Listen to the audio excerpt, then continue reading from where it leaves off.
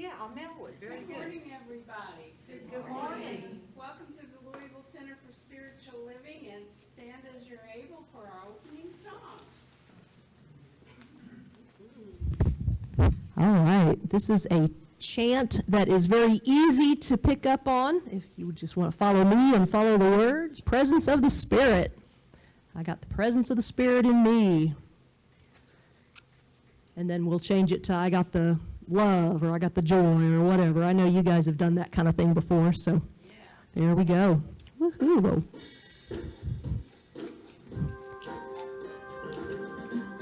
Gonna get our gospel on this morning.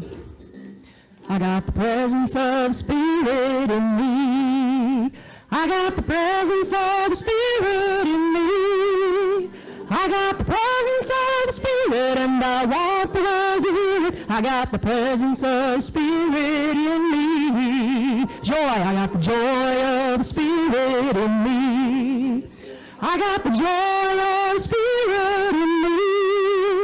I got the joy of the Spirit and I want the world to hear it. I got the joy of the Spirit in me. Love, the love of the Spirit in me. Yes, I do. I got the love of the Spirit in me.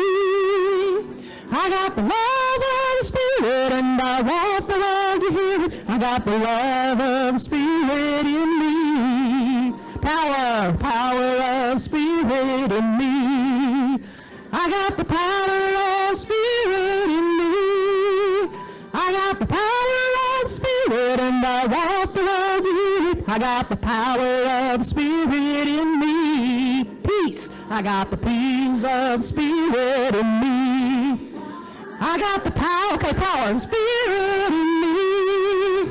I got the power of the Spirit and I want the world to hear it. I got the power of the Spirit in me. I got light, Spirit in me. I got the light of the Spirit in me. I got the light of the Spirit and I want the world to hear it. I got the light of the Spirit in me. Faith, Spirit in me. I got the faith of the Spirit in me. I got the faith of the Spirit and I want the world to hear it. I got the faith of the Spirit in me. Woo. All right. Thank you, Shannon. Thank you so much. You are welcome. As we light our God candle to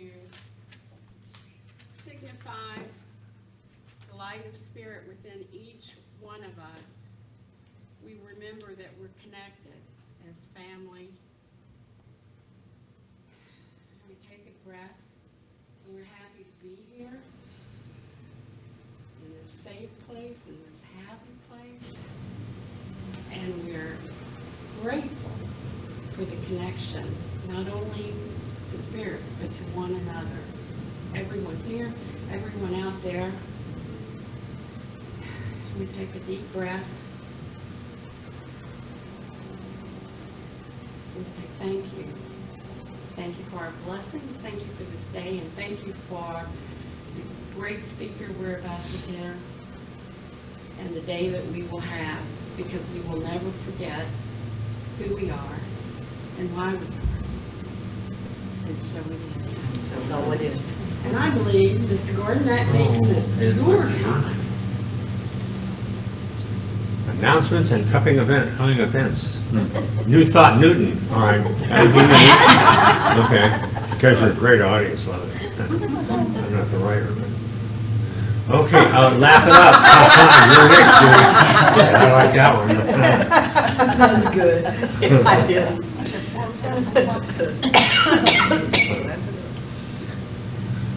Coming next week, take it or leave it, Tilly. Tilly has its own Sunday now, the third one in November, which is the 17th. Yes, and we're going to make it a good one, since it's the first one standalone. So if you have anything that you're ready to release, bring it, and who knows what you might find that you've been looking for forever. Do you have to pay taxes on it, by the way? No, there's no charge. Good deal. Okay, your center has had a few unexpected expenses recently. Now, we've repeated this one again, and we'll repeat it again and again. We've got $45 out there for an audio player. These are great deals, by the way. $13 to $35 additional for insurance. $150 for tablet replacement. Yeah. And That was, I don't know how you swing those deals, guys, but they're really good. $230 total. However, we still need financial support from you folks to keep this thing going. yes, and we have had some donations to this and some pledges. So whatever you can contribute would be a good thing. And we thank those who have already made those pledges and donations because they mean so much to us. It's John Berry Christmas concert time again. Join your LCSL friends for dinner and a concert 6 p.m. December 5th. Now, I suggest you all go to that because my birthday is the next day. Yeah, I'll be 39, right, forever. Not really that far, but December 5th, okay. Jeffersonville Plaza, yeah, that's really, they've done so much work over here, haven't they? That's great. Okay, can I have Please do. something else to say about this. We, several of us went to this last year and some others have been before. This is a very small venue. It sells out very quickly. Tammy and I already have our tickets. And this man has a beautiful, beautiful voice. And he does, I guess it's about an hour and a half of nothing but him. And it's, you get a little dinner with it, and it's in a small place. It's not fancy, but he has friends and his wife has family in Jeffersonville, and that's why they do this. So if you want to go, take that number or see me if you miss the number. I have it in my phone, and you can call and get your tickets there. But it's a fun time, and there'll probably be at least 6 or 7 of us from LCSL there, so please join us. We'd love to have you. Do they have everything decorated for Christmas and all that? They do have, yes, it's actually in an old bingo hall. And they do have a few decorations, but it's not fancy. But just come for the music, that's all, yeah. All right, great. Okay, thank you. And wait a minute, I want to say, how he makes a lot of his income is he writes music. So he's written a lot of songs for a lot of people you know, and he wrote a song for a movie for that was last year. Yeah, but I forget the name of it right now, but anyway, like the last 15 minutes of the concert is Christmas music. Oh, it's just wonderful. Yeah. He's got his own band. They do dynamite lighting. They really have a good light show. And then during the year, this concert tour, he'll pick up musicians that he'll see, and they'll come and do like 10 minutes or so they can have a rest. But oh, it's just marvelous. yes, and if you don't know who he is, you can Google him and Google "Oh Holy Night" John Berry. Oh, yeah. It That's will his Christmas absolutely bring you to your knees. Yeah. Yeah, it's good. Wow. Thank you. Anybody else? It's I'm hard so to sorry I gave you the- come up against that. Thank you very much, ladies. Fantastic. Okay, meet Nehemiah, age 13, our Christmas angel. Who is in charge of that? I'd like to say something about Me. the Christmas angel. This is the Pat and Gordon show this morning. Not a pat, just a sprinkling of Gordon. Every year, we get a child or two from Euspiritus, and we have Nehemiah this year, and there's some items that we would like to buy him, and I went out and left the little cards where I'd written all this stuff on, but if you would like to pick one of these items, we'll put your name by it on this sheet I have here. There are more than what's on the list, but you can see it can be pretty easy to buy for. There are a few toys that maybe you'll know what they are. I didn't. I had to Google some of them so that I could explain them. But we have to have these back. We need to have them here if you buy them. Unwrap, don't wrap them, and bring the receipt in case we need to exchange the size or something. And bring them back by December 1st, and then we'll take them.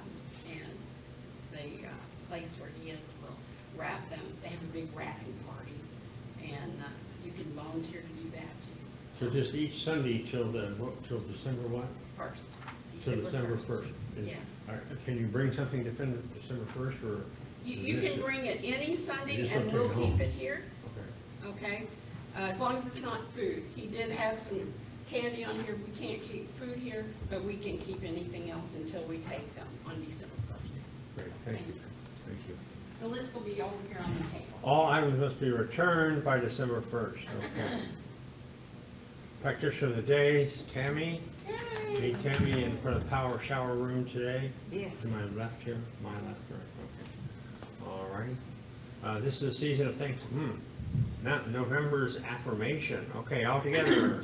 In this season of Thanksgiving and appreciation. Wait a minute. That's some all together, guys. I can do better. We can do better than that. Okay, let's try this again. 1, 2, 3. November's affirmation. This season of Thanksgiving and appreciation. I give up. That I am to express in all areas of my life. Yes. Please forgive us. We know nothing of what we do. Okay, so tell your story time. I have one short story for this morning. Margot's visiting her family this week and last week, and so I've got dog patrol whenever and wherever needed. Well, they haven't quite got it figured out how I'm, they see me as a guy who delivers the pain or the punishment like bad dog if they poop in the house, and yet I know I don't always respond as I could, but I don't always know what the signal is, what I'm supposed to be looking for. So Pocket, he's this little black and white one that's very springy, just sharp as, and these guys are like 10 months old, right? But they are sharp, let me tell you. So he comes wandering on into where I'm going through the Trulia results from properties, and he kind of wanders around my chair a couple times and sniffs a little bit, I said, all right, is it time, Pocket? He didn't say anything, he didn't go over to the door, he did nothing. So I just ignored him for a few more minutes. Then he comes back in. I'm not kidding you. This dog can jump up on his feet, hind feet, and he can walk backwards. And we call it the happy dance that he does. So he runs right in front of me where I can't miss him, and he jumps up and he does the happy dance. And then he runs over to the door, and he sees me get up, and it's kind of like, okay, stupid, you finally got it. Good. Yeah. But that's my story. That's a good one. I'm doing better these days with those puppies, I think. Somebody else's story, though. Story.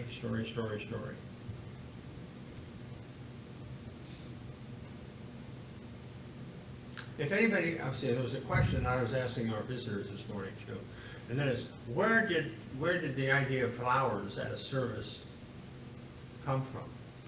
Where did they come from? There's no punchline here, guys.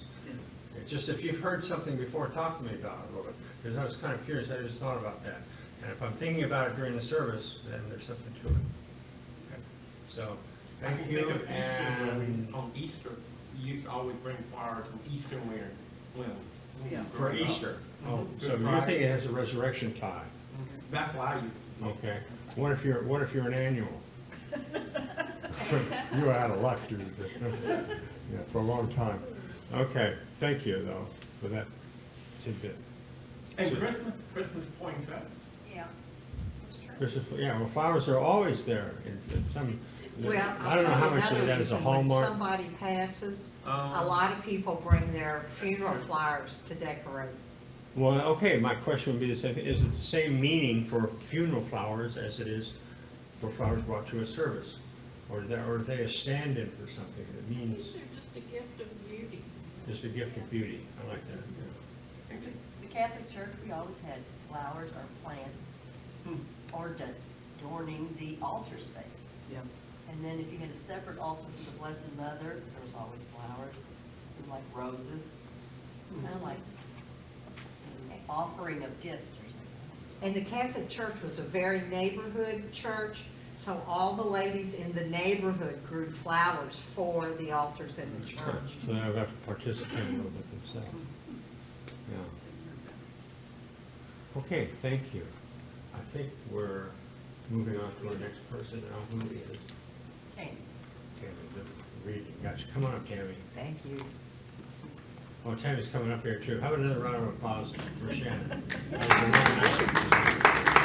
I know we got more coming. Okay, Tammy, it's yours.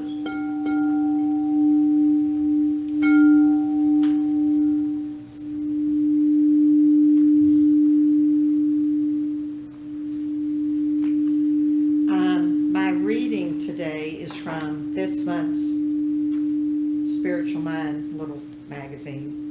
And this month's written by Michelle Madrano, who I was lucky enough to see at Asilomar in California a couple of months ago. So her topic is gratitude. And every day the reading begins with gratitude. So it's really a good set of monthly. And I didn't know which one to read because I liked them all. I read ahead. But anyway, I'm going to do Thanksgiving Day. So this is her gratitude for Thanksgiving. Gratitude for my life. As we express our gratitude, we must never forget that the highest appreciation is not to utter words, but to live by them. John Kennedy. The attitudes of praise and thanksgiving are salutary. They not only lighten the consciousness, lifting it out of sadness and depression, they elevate consciousness to a point of acceptance. Ernest Holmes. Today in America, many homes are filled with the aroma of a Thanksgiving meal. People gather in fellowship and often speak of their gratitude. Businesses and retail outlets close or limit their hours. It is a day that is meant for us to stop and focus on gratitude. Whether you are in America and celebrating this holiday or not, I invite you to make this another day of Thanksgiving. While our daily readings this month have been specifically focused on gratitude each day, today is an opportunity to look at everything and everyone in our life and give thanks. It can be a day to focus on how blessed we are and actually count those blessings. It can also be a day to practice an aspect of gratitude that Jesus talked about, giving thanks in advance. As we feel into the good that is coming forth in our lives, or are focused on affirming that which is coming forth, we can stand in our mind in an awareness as though it is already done and give thanks for it now. Though there is no physical evidence of that good in our lives to be seen by the human eye yet, there is always some good to proclaim our gratitude for. This day, let your gratitude well up and over. Think about it, write about it, speak about it, share it. This is the heart of Thanksgiving. Thanksgiving bursts through my heart and into the world today. There is an abundance of good for me to give thanks for. Happy Thanksgiving to all.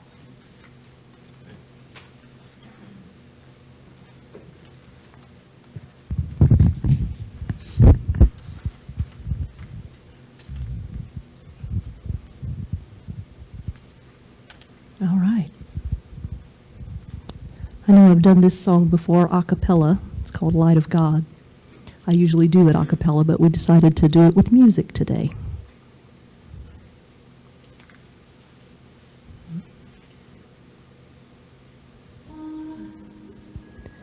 It's okay, God's gonna take care of me. Mountains I see in my mind, faith's gonna give me the strength to climb. Eyes above to feel love, the light of God guiding me.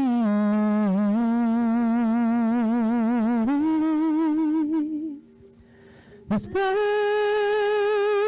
I found keeps me on solid ground. The light of God guiding me. It's all right. It's okay. God's gonna take care of me anyway. The mountains I see in my mind, faith's gonna give me the strength to climb. I'll rise above to feel love, the light of God guiding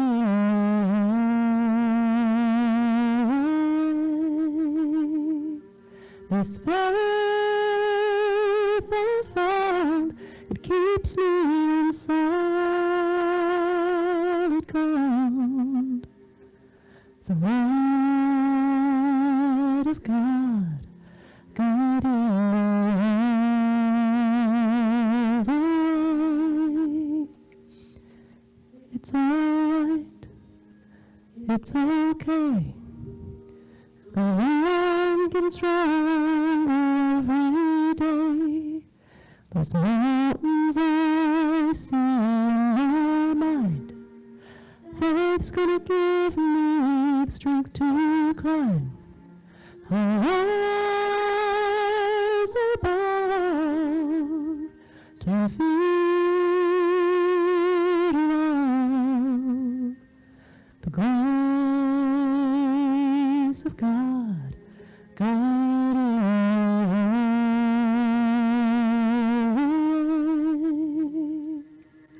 It's life I found, it keeps me on solid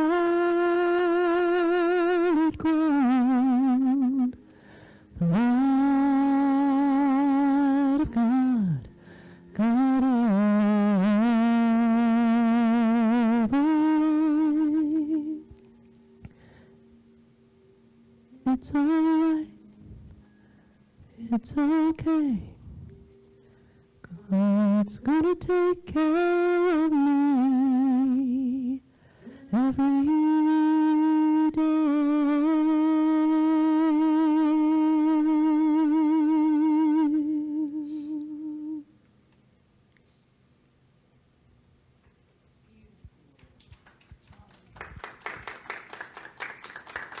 Thank you.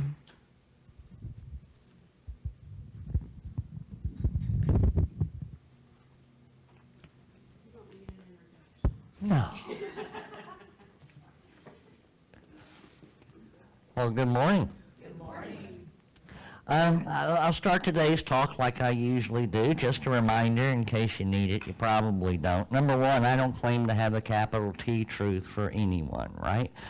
I just, as a fellow sojourner, share what I've seen, what I've witnessed, take what you need, and leave the rest.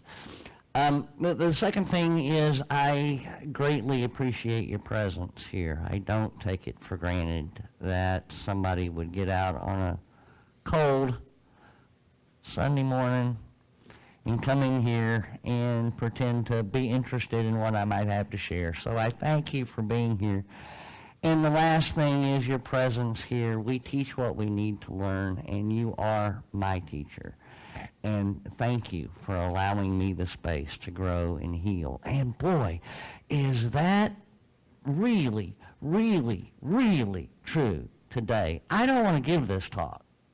In fact, I have fought this talk since it first came to me. Usually my process, I get asked to speak somewhere, and it's, I made a deal with God a long time ago, fast to serve, I always say yes, and most of the time I've kept that commitment. Only once I can remember that I didn't initially, but did then later. So yeah, I can serve, and you know, here's the, I don't know what the theme is, but think about it, let me know. And as soon as I got off the phone, the title of this talk just hit me. It just filled the brain. And immediately I said, that doesn't fit, I don't want to do it. And I fought it and fought it and fought it and fought it. And I've been angry all week, yesterday especially. You see, what I have been prompted to talk about and what won't leave me alone is the topic of gratitude and resentment. Now, apparently, I'm very, very wedded to my resentments and don't want to give them up. So this is a difficult talk for me. Here's what I've observed in my 61 years of bouncing around the planet, sometimes successfully, sometimes not. There are some things in the human emotional repertoire that just cannot occupy the same space at the same time. It's been my experience that love and fear are mutually exclusive. Genuine love and genuine fear cannot reside in the same space. It's also my observation that real, genuine gratitude cannot occupy the space with resentment. When resentments are present, gratitude has no room to grow. Now, in every spiritual program, gratitude has a central place, right? In the 12-step program, making a daily gratitude list is de rigueur. Gratitude is a central tenet of the recovery movement. Every spiritual program, every religion that I can think of, puts great store in the spiritual value of gratitude. Taking that time apart to be grateful for the blessings that we have in life. Certainly for us in this country, it's really easy to do. And in previous talks where I've approached Thanksgiving and I've done the ubiquitous, Thanksgiving gratitude talks, I've always started with the simple stuff. Crawl into bed and realize how wonderful it is to have a nice, comfortable, protected place to lie down. Do you know how many people don't? If you got a roof over your head protected from the elements, do you know how many people don't? Be grateful.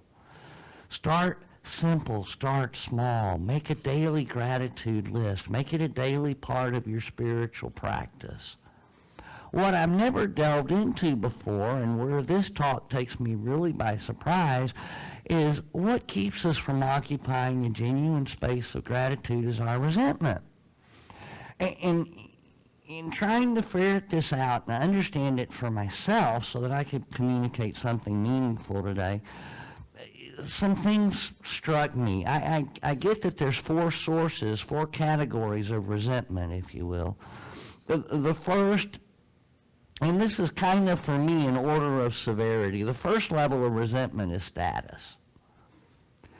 If I feel diminished by someone, something, some event, my sense of identity is challenged.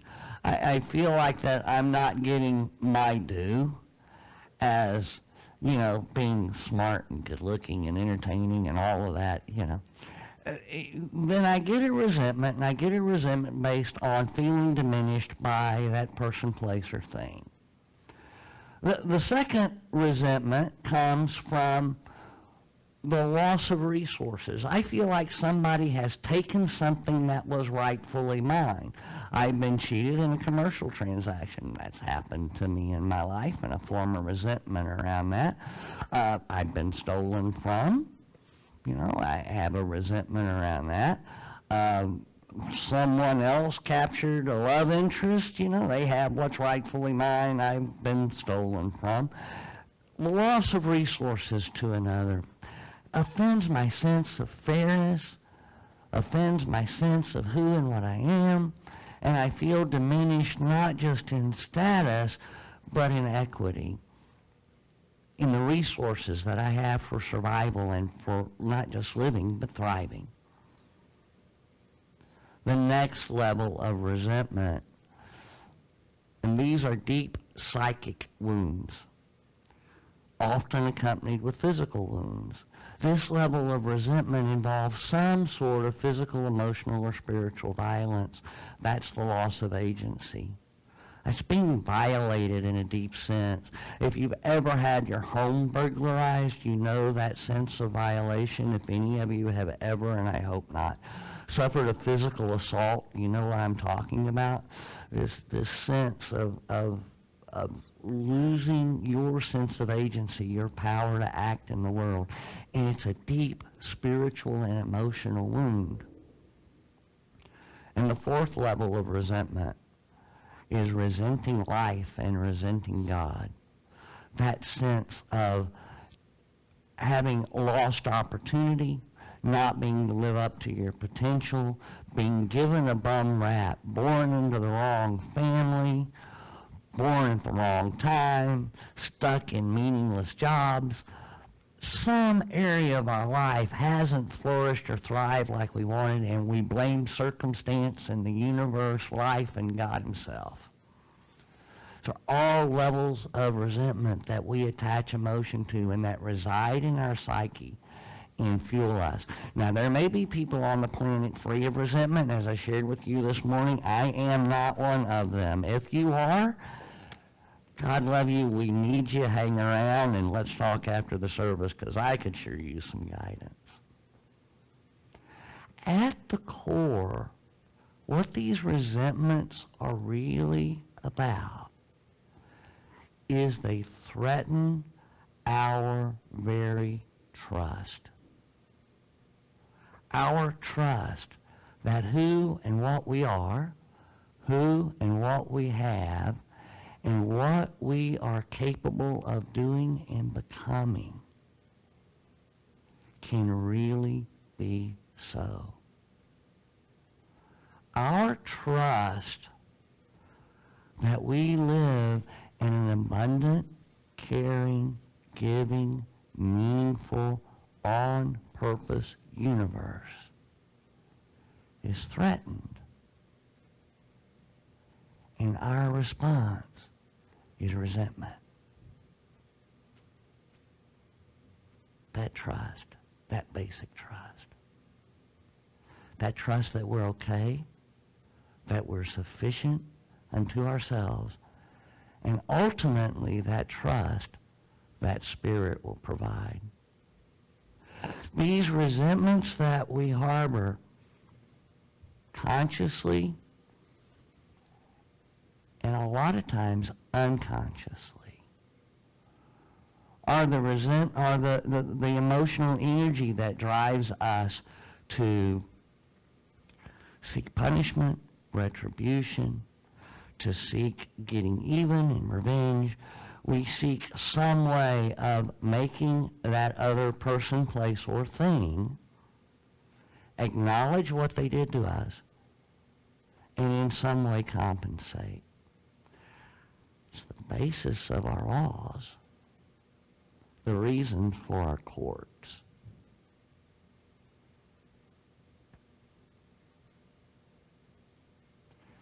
When I talk about resentments, when I talk about, go into the idea of giving them up, of releasing them and letting them go, I want you to know that I'm not saying or going to say that everything that happens to us is peachy keen, rosy.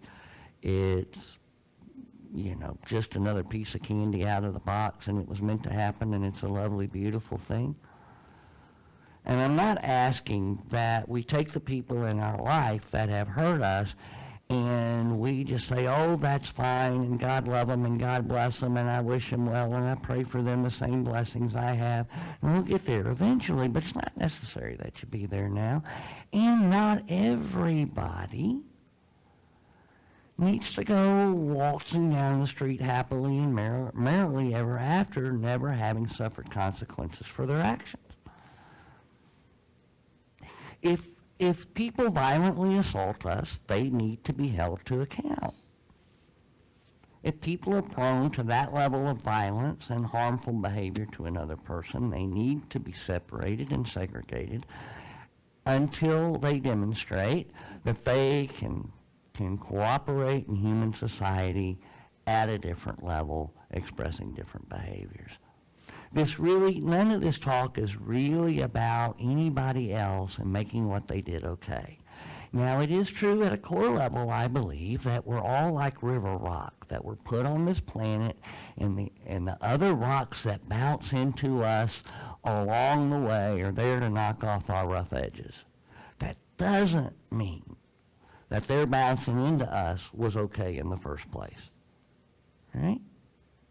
But what I do with that experience is up to me. To the level that experience resides in my psyche and motivates my behavior in non-productive, non-spiritually evolved ways. That is my burden. That's the rough edge that I'm responsible for and I need to prune. And what those resentments rob of us is our ability to really be grateful and satisfied with our lives. How many of you have heard of Mitch Albion's book, The 5 People You Meet in Heaven? Have you read the book? I just read it this week. Shannon's aunt made her transition Labor Day weekend, and we've been going over cleaning up her house, and they left some odds and ends books behind, and I always adopt a book to give it a nice safe home. And I picked up 5 People You Meet in Heaven, and the portrait that you have of this man is a life founded on resentment. He could not turn loose of the painful circumstances that inhabited his life, that limited his worldview of what was possible. He felt stuck in a meaningless dead-end job. He felt like his meaning and purpose had been taken from him. He lost his wife at a very young age. And all of these losses in his life stifled him. And yet what he learns at the very end of the book is that he had been about his sacred task all along. The task was accomplished in spite of the resentment. He just didn't get to enjoy the ride. What I want us to do is enjoy the ride. Here's our homework. I believe most of us at a conscious level hold some resentments. I believe that most of us at an unconscious level are very wedded to some deep resentment, psychic wounds. Here's the challenge. Root them out. Talk with them. What was challenged? Ignore the person, place, thing, or situation that was the source of that resentment. They're unimportant.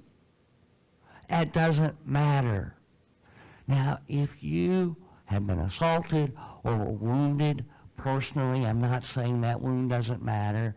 I'm saying that person does.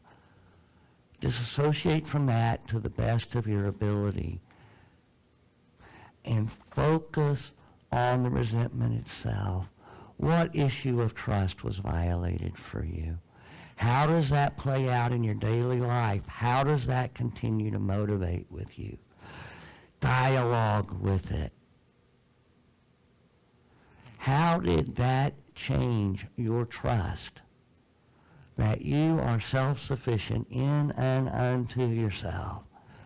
That the universe has already provided everything necessary for your emotional and spiritual growth? Where can you not fully believe that all of your needs are met by God's riches and glory? Not in some future time, not at some future place, but right now, in this moment, where you consciously are, regardless of the circumstances in your life. And wherever those points are, dialogue with them. We've got a couple of weeks here till Thanksgiving. A couple of weeks to check in and say, where am I with this? Do I really know what gratitude is? Am I like Eddie the maintenance man in the 5 People You Meet in Heaven? Have I kind of stymied my life and my full emotional experience of this wonderful ride? Do I really partake and witness and celebrate the joy, the laughter, the music, the sights, the sound, the wonder, the beauty that surrounds me on a daily basis? Where am I numb to the givenness, the giftedness, the sanctity of all human life? of all experience, of the dogs, the cats, flowers. Where have I missed the sun sparkling on the frost and the colors of the rainbow refracted? Where am I so blinded by my inability to be free and trust that I get caught on this rat race of doing and being instead of expressing and experiencing? Remember our core foundational belief. We are expressions of one life, one peace, one power, and one presence. As such, we are meant to be fully conscious, cooperating co-creators of the physical reality of that expression of God. Our task is to do nothing more, nothing less than show up moment by moment, day by day, as God. It's a big task. Huge. Desperately needed. And somewhere, we've got these things that weigh us down and keep us from living into that expression. Our work is rooting them out and supporting each other in that process. What I've been forced to do by giving this talk is to look at my own life and root out these resentments. And as I shared, I'm angry about it. I like my resentments. I don't know about you. This is my experience. But I like my resentments. They're my best friends. They do real favors for me. Number one, I'm not responsible. Yeah, the house is a mess, but I'm tired of doing everything by myself around here. Anyway, Mama used to make me go clean that bathroom 3-4 times. She was never satisfied. No. If you grew up in the house I grew up in, you'd understand. See, I'm not responsible. All right, I'll do it. Yeah, I'll do it. The martyr. I get to feel superior. Oh, the suffering servant. It's just my lot, my role in the world. Yeah, I would have been a billionaire too, had it not been that first boss I had was a real jerk, and he just did not see all the wonderful things I was capable of. And I was young and impressionable, and I just lost my fire. My resentments allow me to be lazy. They allow me to duck responsibility. They allow me to feel good about myself and feel superior for things that I shouldn't feel superior about in the first place. So I lean on them. They become crutches, become old friends. With friends like that, I don't need enemies. And sometimes I'm my own worst enemy. So that's just me.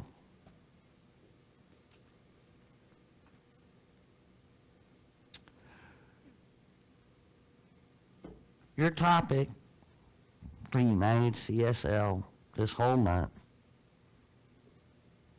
was spiritually motivated moral leadership.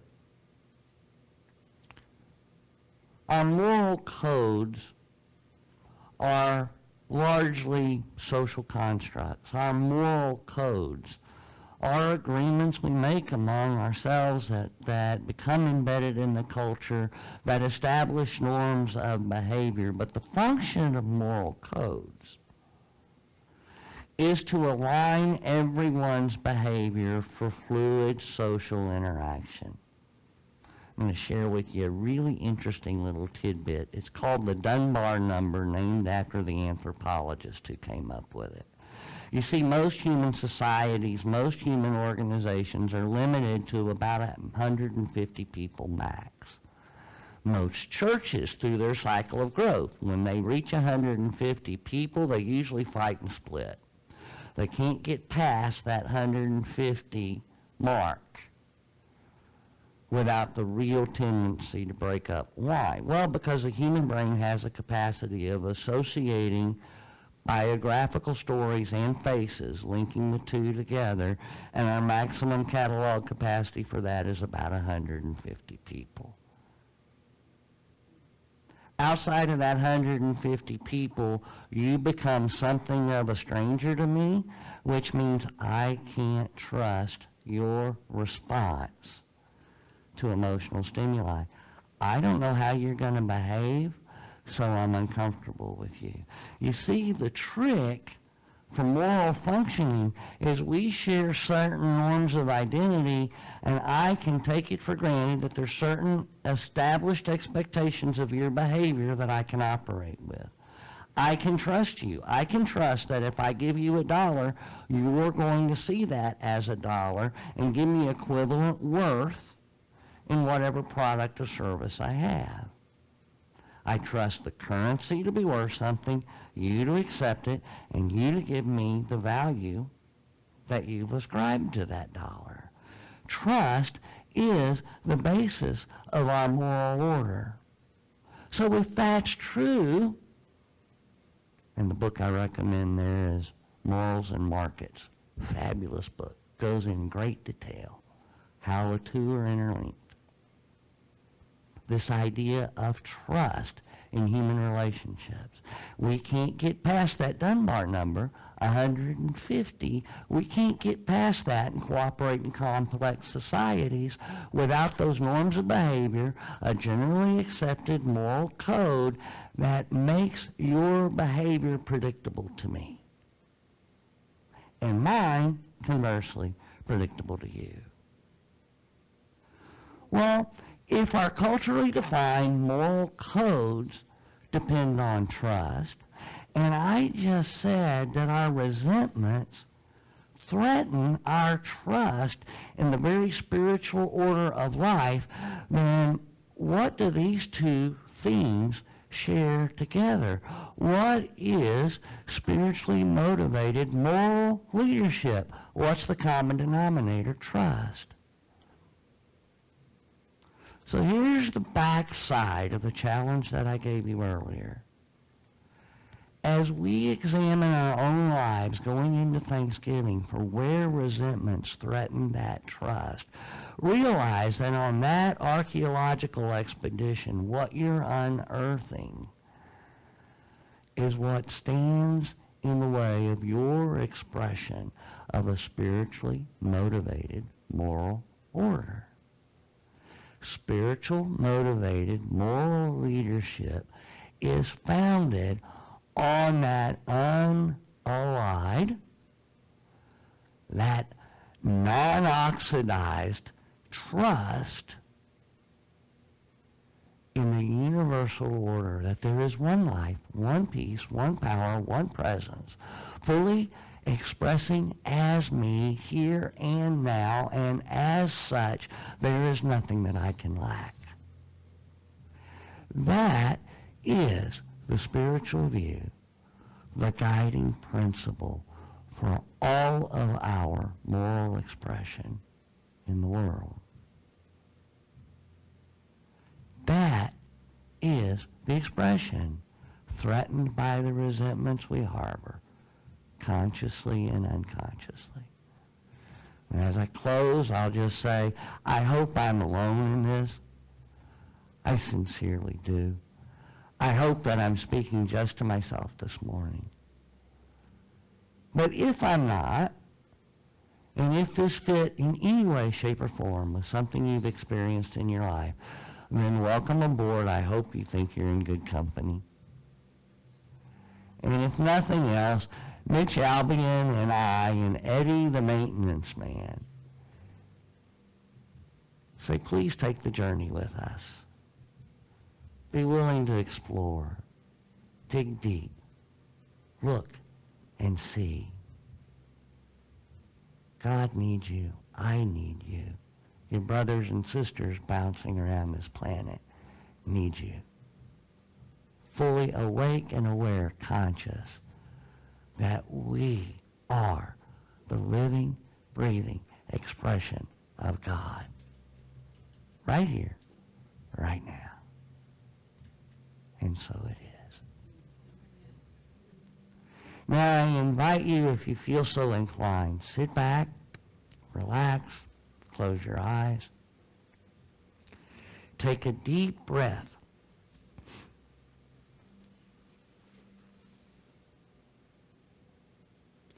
There is one life, one peace, one power, and one presence.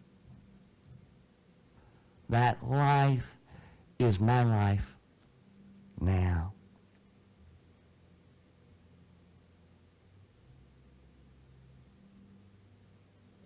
That life fills every cell and fiber of my being.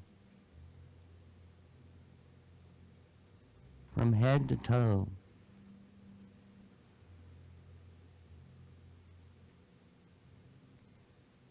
It is the ultimate reality of who and what I am. This one life.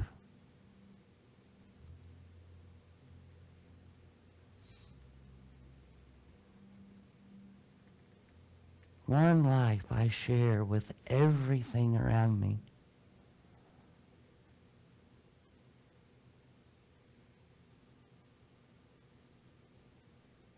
And the reality of this life is love. It accepts all things, believes all things, joys in all things.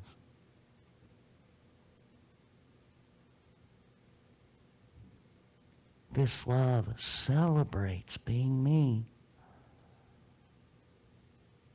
Celebrates all that I am, all that I've experienced, and thrills at all I will be. This love knows no limits and no bounds, and this love fills every cell and fiber of my being.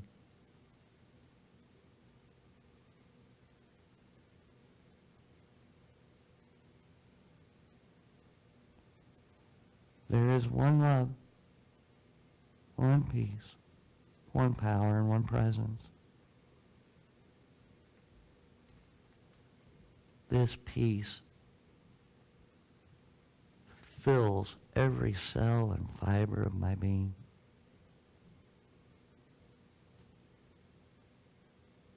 This peace founded on the assurance that all of my needs are met, that I am one with the infinite, not limited in time or space. This peace founded on the knowledge that I am safe and secure, loved and on purpose, invites me to relax, to let go,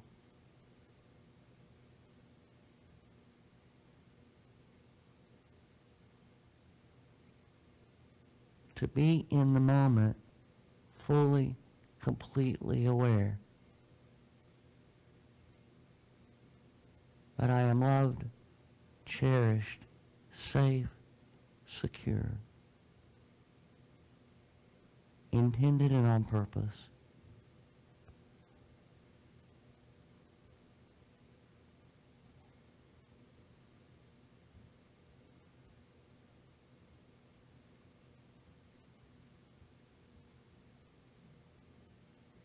And it is this peace from which I respond. to life.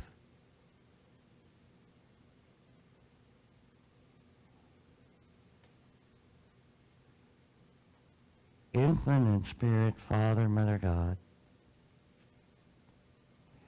in love and joy, resting in your peace, we allow it to be, and so it is. Amen.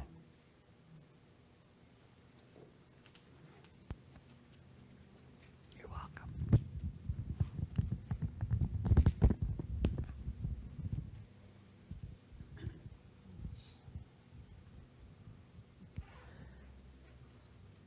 So as we go through that process that Brent just described of unearthing all of those things within us, if we will sing these words every day, or at least as close to every day as we can, as often as we can, it will help with that process. It will. It will help unearth it. It will help heal it. It will help smooth those rough edges.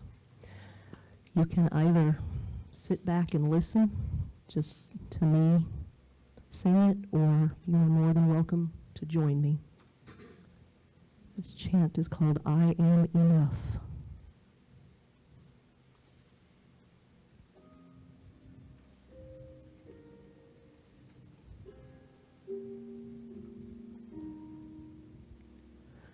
I am enough, just as I am. I am enough, just as I am. And those are the words. I am enough, just as I am. I am enough, just as I am. I am enough, just as I am. I am enough, just as I am. I am enough, just as I am. I am enough, just as I am. I am enough, just as I am. I am enough, just as I am. I am enough, just as I am.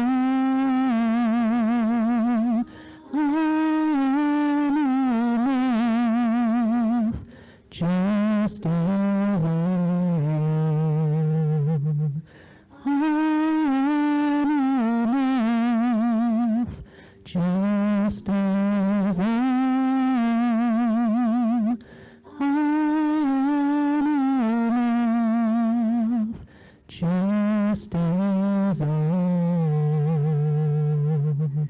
I am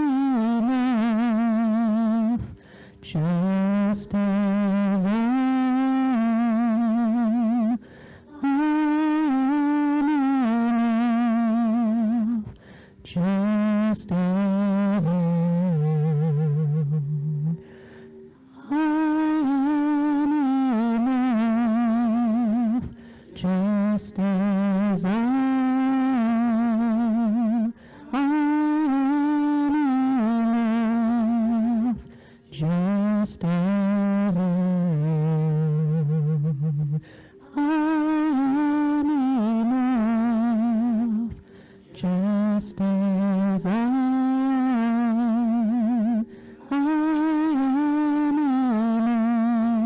enough, just as I am. I am enough, just as I am. I am enough, just as I am. I am enough, just as I am. I am enough, just as I am. I am enough, just as I am. I am enough, just as I am.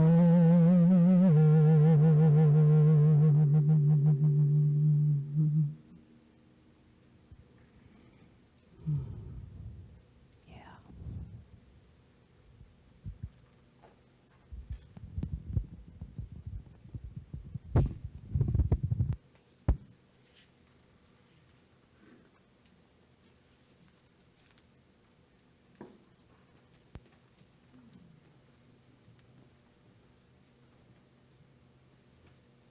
This is the time of our gratitude, and we gratefully accept your credit debit cards available at the back table before and after service. And if you all will join me in our prosperity affirmation. With spirit as my supply, the gifts I circulate come back to me multiplied. Yes.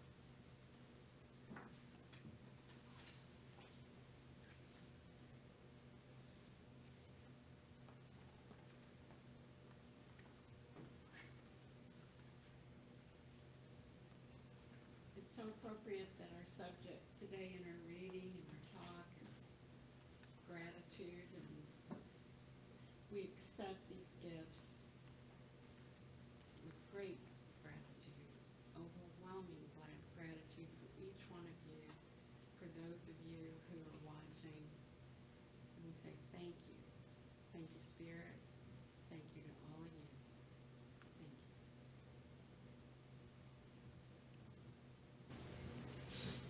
This is the time where we look in our prayer box that sits over on the table, and we see if there are any prayer requests.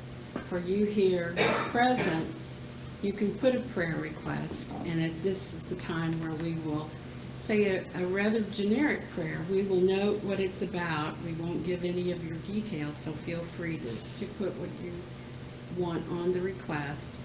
We'll pray for the things in the box, and then at the end of the day, our practitioner of the day will take these requests and distribute them to a team of people across the United States that will also pray. So, as we look at these now, recognizing the one God that is within each one of us, the one Father, Mother, Parent, Creator of the one life that is our life now. With great, deep love and respect, we acknowledge that life in every person, all animals, all nature, and we realize that that life unites us all as one family. Everyone here has everything they need to be happy, successful, well, fulfilled, and abundant. And everyone here and everywhere is whole, perfect, and complete, just as they stand this minute and as they change day to day, week to week. They remain perfect because Spirit within them is always perfect. And we realize this and realize the blessings we have in this building where we hold these services, the people who own the building, and we bless all of this so that it grows to be even bigger and better. The appropriate size, the appropriate business, the appropriate people, everything. And it is with great gratitude that we say thank you for all of this. Thank you for who we are and the completeness of us. And we lift these words up into the law that takes them automatically and impartially and makes them manifest. And we release them there, knowing they are so. And so it is. So stand as you're able and join us for our closing song. All right. Ooh. This is a fun little Caribbean song. This autumn is my all-time favorite season, but you know, I hear this Caribbean song and I start thinking about the beach and the warm waves. This is Work Together. This song is, the way this one goes is I'm going to sing the first verse, and then the rest of it, all the chorus part after that is going to be repetitive, kind of like we've done on the other two songs, and I'll guide you through it, and the words will be up there. So, all right. This was written by myself and Mr. Corey Keisler, a friend of mine who does healing vibrational music and piano.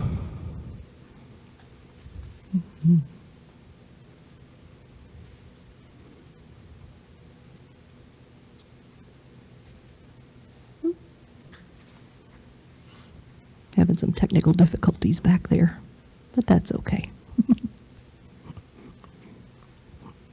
So I'll tell you a little bit about how I wrote this song. I had this melody in my head, but I was having some difficulty coming up with word. I would have a word here and a word there, and I got with my friend Corey, and I said, well, you know, I've got this melody, and here's how it goes, da da da da da da da da. And he like meditated for like an hour. I'm serious. He laid on my couch and meditated for an hour. I'm not kidding you. And then came up and wrote most of the words to this song. So a little bit of background there. It was kind of fun. Is it not going? Doesn't want to play? Oh boy. Okay.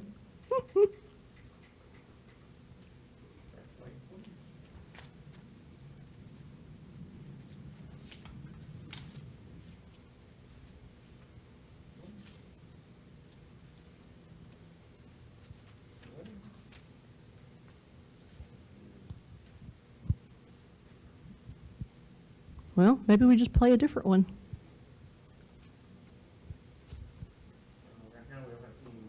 Oh.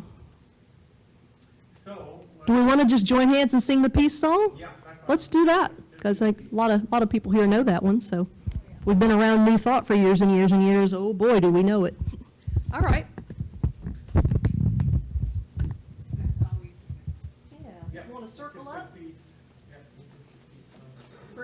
For so many years in New Thought churches, that was what we did. We circled up to sing the peace song. Unless the church was just, you know, really, really, really huge, and it was just unmanageable to get everybody in a big circle. But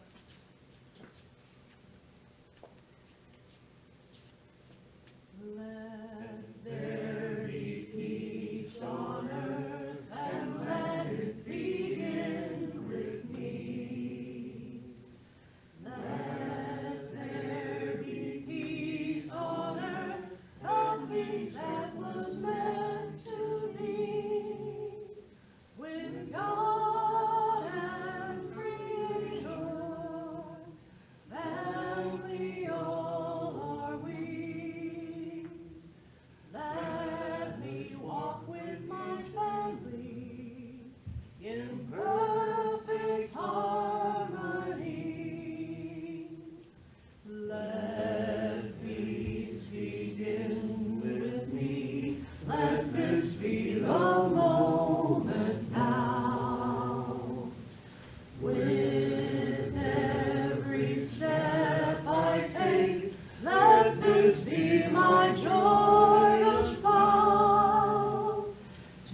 take each other and live each other in peace eternally.